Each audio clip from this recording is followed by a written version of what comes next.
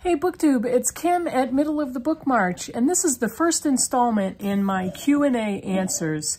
What I decided to do was divide the answers into 3 different videos. This first one is going to be a list of questions that subscribers asked me. Subscribers or viewers. The second installment is going to be questions from other booktubers. And the third installment is a list of some life questions. So I hope you enjoy that. Probably get all of these done within the next few weeks. So the first list, today's list, is subscriber or viewer questions. So, and these are in no particular order, and there may be some duplicates. So if there are, I'll just kind of refer back to a previous answer. You know how this works. All right. At Emma VD asked, which American classics, apart from Now in November, why did you have to eliminate that one? Because I've already gushed enough about it. What American classics would you recommend to a non-American reader? I actually love this question. And what I decided to do was not recommend specific books, but specific authors, who I believe kind of represent some of the best in American literature. First one is Toni Morrison, by far. The book Beloved was her first book that I ever read, and I've since read it several times. It is just a magnificent example of the Black experience during enslavement and kind of the horrors. But it's not that long of a book, and she writes such powerful language and powerful content. So I insist that you pick up a book by Toni Morrison. John Steinbeck. I just finished The Grapes of Wrath with my book group, and one of a handful of books that make me cry. It is such a perfect example of an American saga. It is set during the Depression in the American South in Oklahoma, and it starts there and moves over to California. Just an incredible book. Another author is Willa Cather. One of my favorites was Death Comes for the Archbishop. She was so special in the way she wrote setting and place. It's a beautiful book. And again, all of these authors are so highly recommended. The last one is Larry McMurtry, who wrote Lonesome Dove, among many, many other books. Terms of Endearment, he wrote that book. But Lonesome Dove is an epic Western. Who would have thunk it? But I read it because it was a Pulitzer winner, and it's a magnificent book of the American West in the 1800s. Just beautiful. Next question, at julie.e.8237 asked, were you read to as a child? My mother insists that I was, but she said that she started reading to me as a baby. I don't remember that, but I can remember always either being read to or wanting to read books, even as a toddler, 3 or 4 years old. Did you always love reading? Yes, I've always loved reading. About how long each day do you spend reading? As much as I can get. I work full-time, I have a family, so as much as I can squeeze in. If I read for 2 hours in a day, that's a great day. Sometimes it's only audiobooks in the car. Sometimes it's a combination of an audiobook in the car and a print book for half an hour at lunch at work. And then maybe I'll get to read another half hour at home. But I am starting a new job on Monday, and I will have a very long, well, a pretty long commute. So I will be able to get a couple of hours of audiobook time in the car. So I'm actually really looking forward to that. One of the best reasons for a commute. And I'm looking down over here on my laptop. At LadyKing119, does anyone in your family read like you do? No. I'm the reader. My daughters, both my daughters, my older daughter used to like to read, and sometimes she still reads on a Kindle, but she takes care of my 18-month-old granddaughter, so she doesn't have a lot of time. And my youngest daughter used to read voraciously, but you know, as she grows, her tastes change, and right now she is so into films, old movies, classic movies. She loves it. But nobody else, not even anybody else in my extended family reads like I do. Let's see, what was your favorite book when you were younger, and do you still love it now? One of my favorite books was Little Women, and I read it multiple times. And then many, many years later, read it as an adult, and it didn't hold up for me. it's still a beautiful book, but maybe it has to do with age and wisdom and life experience. But the other one was The Hobbit, which I read for the first time in middle school, and I just finished reading it again for I don't know how many times, the beginning of this year. Oh, I think there's a butterfly out my window. The cat is going after it. But I loved The Hobbit, and that was a wonderful surprise that I, after so long having not read it and still loving it. At Marge, I don't know some of the abbreviations on these names. At Marge T.A. Sarek, is your professional life book related in any way? Absolutely, in no way whatsoever. I kind of work in a manufacturing, planning, administrative job. I work in an office in a manufacturing engineering company, and it has nothing bookish related whatsoever. As you _ Rika, do you also have books in the bathroom? If yes, what kind? No. Once in a while, if I'm reading a Kindle book, I'll bring my phone with me. Could you please name one each of your favorite books of romance, crime, thriller, nonfiction, historical fiction, explaining why they are one of your favorites? This was a very long question. I'm going to try to go quickly. Favorite books of romance. Outlander is one of my favorites, but it's a combination romance, fantasy, time travel, science fiction book, and it's a very long series. Outlander is the first book. It's also an awesome series on Stars that I've watched repeatedly, but I think that's one of my favorite romances. Crime and/or thriller is Descent by, Outlander was written by Diana Gabaldon. Descent by Tim Johnston. This is like what I describe as a literary thriller / crime novel, absolute mystery kind of. It's just a beautifully written book. Let's see, nonfiction, Red Comet by Heather Clark. It is the short life and blazing art of Sylvia Plath. I've gushed repeatedly about this book. One of my favorite nonfictions of all time. Just an amazing biography.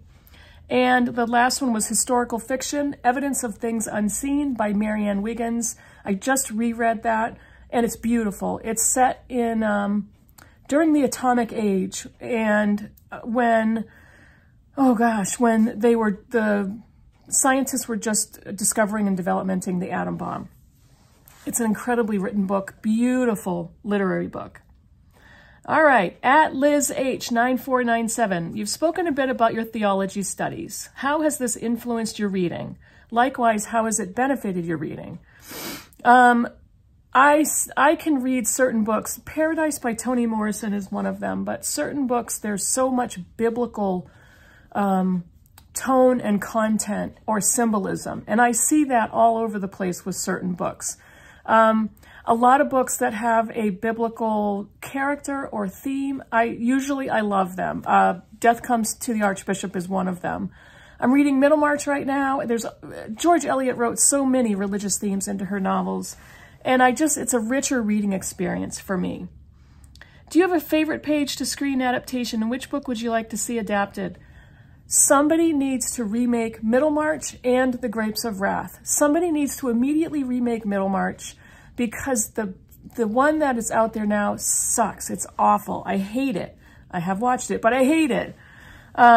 Favorite page to screen adaptation? I really actually like the Outlander series on Stars. It's a great adaptation of those books. Ariane Fowler writes, do you have a white whale of a book you've been intimidated to read but want to get to? Is there a book you wish to reread for the first time? If you could be dropped into the world of any book for a day, which book would that be? I have two white whales. I don't have a book that I would love to reread for the first time. I don't usually, that's nothing that really comes up for me, but two white whales are Moby Dick and War and Peace. And I'm really tempted to read either one or both of them this year, but both white whales. And if I could be dropped into the world of any book for a day, drop me into the Shire. I want to live in Bilbo Baggins' Hobbit Hole. I want to have all the rooms in that post and beam round wall structure with all of the good food and the cakes and the scones. Drop me in. I'll stay there. And okay, I'm really sorry if I butcher some of these names. Tetsujin-28, a very frequent subscriber commenter. Do you own any collector edition books? Easton Press, folio, broken binding. I do, many. And I am planning on doing a video series on my collections. And I have posted another video a long time ago about some slip-covered books I own and collector's books. But I will be remaking some of those videos. Mary Carl-OS8CV. If you were going to have a small dinner party, which 6 fictional characters from any time period would you invite? I would not invite anybody to a dinner party because I don't like hosting them. But again, drop me into Bilbo Baggins, a Shire Hobbit house in the Hobbit with all the dwarves and Gandalf, with all of that food, with Bilbo running around like a little person who's so anxiety-ridden and beside himself with the mess and the food stealing and all the dwarves. I would love to be in that atmosphere, that dinner party. Town Trekker 5174, I love your bookcases. Did you design them or buy them? If you bought them, where? I did not design them. These are all custom made from a wood furniture maker who is a friend of the family who we've known for a long time, and he has a shop local to me, and he makes all wood furniture. And I love these bookcases because of the beadboard in the back. They're all natural. They have crown molding at the top, and I just love them. And I've bought many different bookcases from him. I have other painted bookcases from him, and I have some more in the other rooms. So they're beautiful, and they're solid wood. Let's see, Sue Mitch 9177. I just wanted to know if you had the kind of job that allows you to read a book at work. Curious how you find time to read all those books. I don't have a job where I can read a book at work, but I do at lunchtime. I take breaks, that type of thing. I don't have a bookish job. And how do I find time to read all these books? Gosh, I keep things very simple. I look for time every single day. I don't have perfectionist tendencies around my house. It could be more tidy. I don't do a lot of other things, and so it just lends itself to finding a lot of time to read. And I just try to be very purposeful about finding that time. Magil the Surreal at 5723. Do you tend to choose women authors over male when picking a book at random from your shelves? Or is it more genre for mood? The majority of the books I read are written by women, and most of the time I do that purposefully. I buy books, the majority of the books that I buy are written by women, and I do read plenty of books written by men. At the end of the year, when I look at my bookish statistics, I have a far bigger percentage of books written by women. And I think that has a lot to do with wanting to support women authors, and also for the majority of my life, being assigned books to read were almost primarily male writers. And for a very long time, thinking the best books were written by men, the most epic books were written by men. And as I've grown older, I've of course realized that is completely 100% untrue. And I typically will support women authors and buy and read more of their books. But I have plenty of male authors that I read. Is it more for genre, for mood? I'm a mood reader. A lot of times I'll look for a specific type of book, most often written by women, and I'll read that. Hillary B. Green, what are some of the cookbooks you've collected? Which ones do you use most? I don't collect cookbooks. I have a small pile of cookbooks that I've had forever. I don't really collect them. I don't currently buy anymore. A lot of times I get most of my recipes if I'm going to try something new online, because I don't usually love an entire book. I don't ever use all the recipes. And I will look for specific types of recipes. I look for gluten-free recipes because of my husband, and I look for vegetarian recipes because of my daughter. And for me, I'll look for high protein, low carb, low sugar recipes. A lot of stuff I'll find online. And I like the website allrecipes.com. And when I was first learning to cook, I'm self-taught. I am not a chef by any means. I asked for the, gosh, what is it? Is it the Better Homes and Gardens cookbook? It's the one with the red and white looking tablecloth cover. And I just wanted to learn the basics to cook. And that was my favorite cookbook for many, many years. My mother was not a good cook, and nor was my father. My father made an excellent meatballs and sauce. That was it. And my mother made this amazing pot roast, which I've made myself for years. That was pretty much it. YF8559. My question is whether you have a literary destination that you'd like to visit. The set of Hobbiton in New Zealand, Hayworth Parsonage, other, thanks. Of course, I'd want to visit the places from the book. So yes, bring me to the Shire. I would love to amble around Cranford, Elizabeth Gaskell's book, and her Cranford, the town. The real sites I visited already, but I really, really, really want to go back to them. I want to go to Concord, Massachusetts to visit the Walden Pond and Thoreau's cabin. I want to go back to Nathaniel Hawthorne's house, House of Seven Gables, and tour those old houses and those locations. They're beautiful and they're perfect New England settings. Ann Gibson, 6072, writes, what is your favorite book prize to follow? I don't follow book prizes. I do pay attention when books that I've been interested in already are up for prize awards or that have won them. Probably the prize award list that I've researched the most to find books is the Pulitzer. And over the years, I've loved most of the Pulitzer books that I've read. I do love a lot of Booker Prize winners as well, but I don't follow any of the lists. Charmaine Saliba 5546 asks, if you have to choose 3 books to take on a desert island, which would they be? Of course, leaving out Middlemarch. Why? Why do I have to leave out Middlemarch?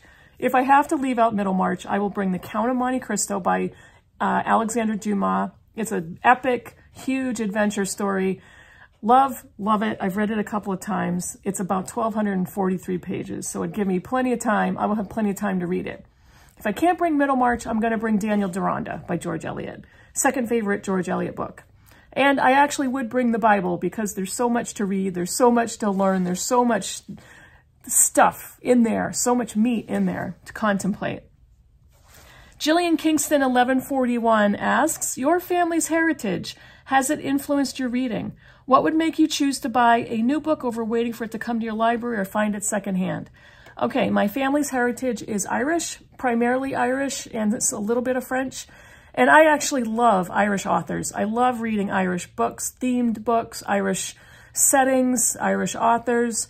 Britta Bowler and I have an Irish authors project, an Irish women authors project, and we will be reading a book by an Irish woman in March, so coming up this month. I love books set in Ireland.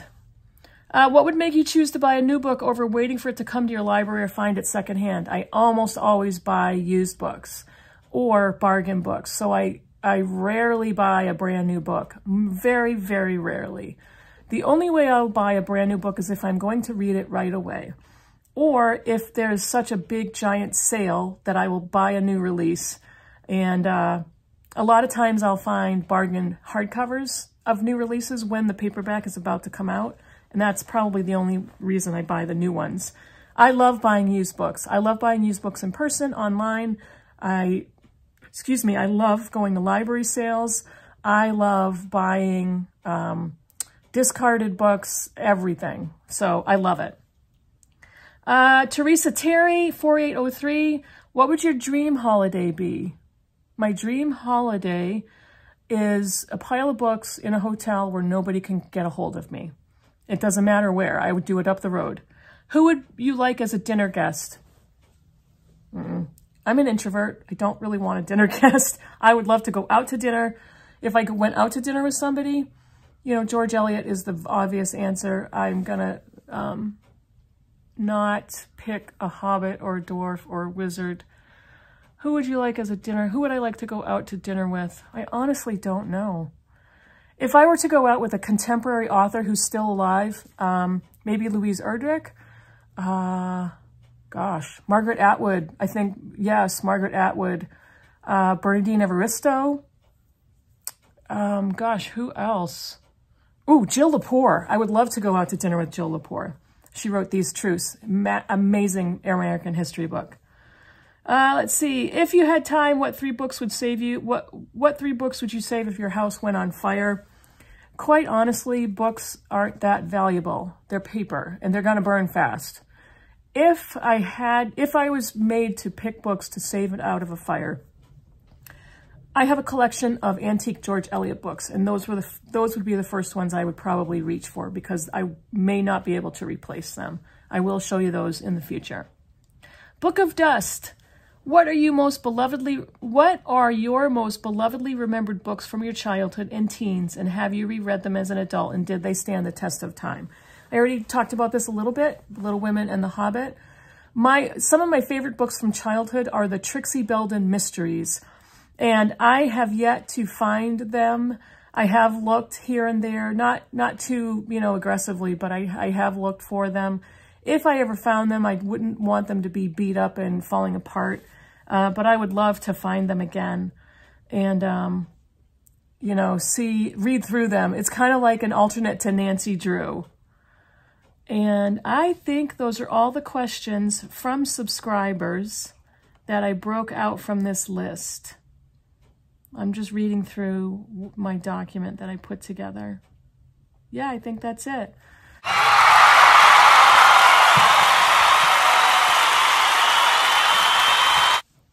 So, in this particular video and in my video from other booktubers, there are two questions that are the best questions of all time.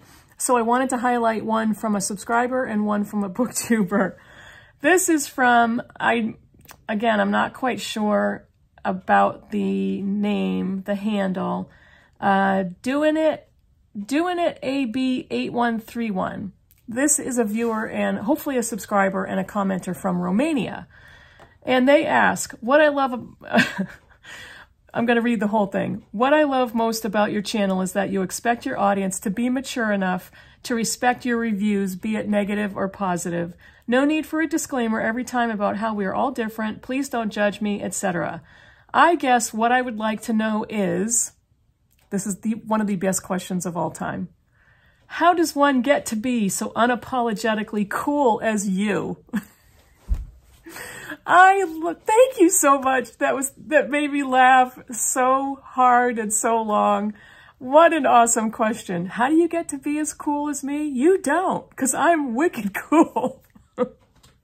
That was so cute. Thank you so much. I had a blast with that question. Thank you, everybody, for all the questions that you asked, for your viewership, for your comments. I am very grateful for you. Thank you for pushing me over the 2,000 subscriber mark. I have had so much fun so far, and I hope to have at least 4 more years of more fun. So I will see you all in the next video. Bye, everybody.